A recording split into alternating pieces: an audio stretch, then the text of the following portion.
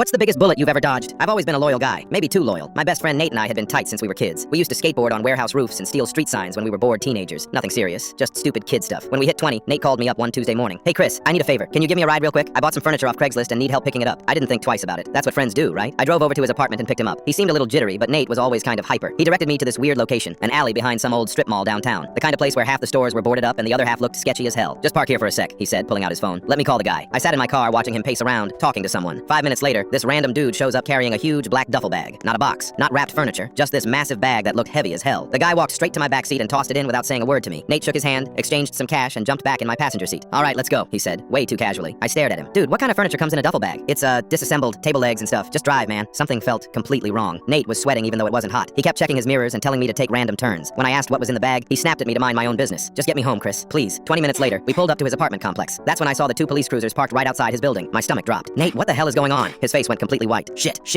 He grabbed the duffel bag and started getting out. Thanks for the ride, man. I gotta go. Before I could even respond, one of the cops was walking over to my car, then another one. Within minutes, I was in handcuffs, sitting on the curb while they searched my entire vehicle. Turns out the furniture was 10 pounds of stolen prescription pills. OxyContin, Adderall, Percocet. Street value around $50,000. Nate had been under DEA investigation for months. They'd been watching him deal pills all over the city. I was terrified. My fingerprints were all over my car. I'd driven him to pick up the drugs. I looked guilty as hell. The cops kept asking me what I knew, how long I'd been involved, if I was part of his operation. I swear I had no idea, I kept saying. He told me it was furniture. They didn't believe me. Why would they? I was literally the getaway driver. Then one detective came back with a tablet. We pulled the security footage from the alley camera, he said. Want to explain what we're looking at? My heart was pounding. I thought I was done for. But when he showed me the screen, I almost cried with relief. The footage clearly showed Nate getting out of my car alone, walking to meet the dealer alone, taking the bag and loading it into my backseat himself while I sat in the driver's seat the entire time. You could see me looking confused through the windshield. Looks like your friend lied to you about what you were picking up, the detective said. After 6 hours in custody, they finally let me go, but not before giving me the scariest lecture of my life. You got incredibly lucky today, the lead detective told me. Any more involvement with your friend's activities and you'd be looking at federal drug trafficking charges. That's 25 years minimum. I went straight home and blocked Nate's number, deleted him from social media, never spoke to him again.